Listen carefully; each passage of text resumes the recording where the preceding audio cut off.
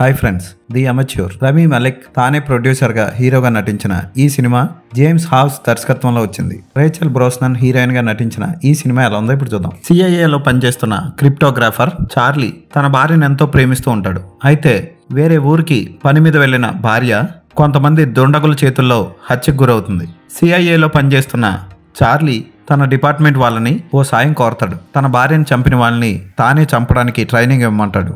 CIA అతనికి ఏం సాయం చేసింది, అతను తన భార్యని చంపిన వాళ్ళని పట్టుకోగలిగాడా, పట్టుకున్న తర్వాత ఏం చేశాడు అన్నదే సినిమా.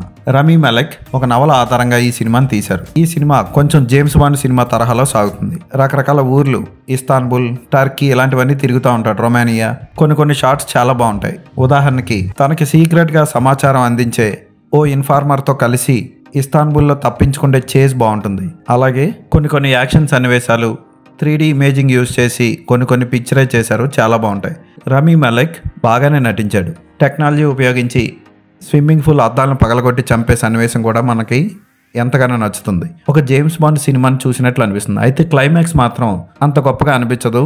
కేవలం చనిపోయే ముందు తన భార్య ఎలాంటి ఫీలింగ్ అనిపించిందో చంపిన వాడికి తెలియజేయాలనుకోవడం కోసం హీరో అంత దూరం పయనించడం వెటకారంగా అనిపిస్తుంది.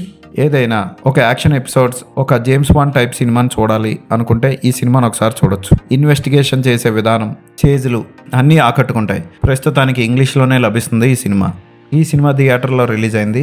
ఈ సినిమాకి photography, background music, colour correction plus points. Editing కొంచెం చేయాల్సి ఉంది.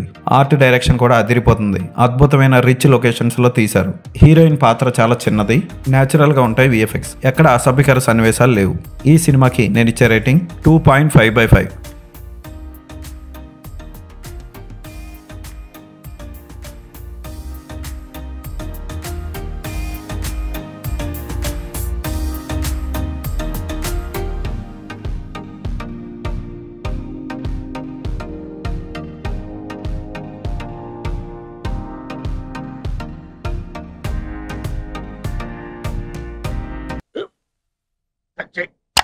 మన స్కూల్ బెంచ్ లాగా ఎంత గట్టిగా ఉందరా?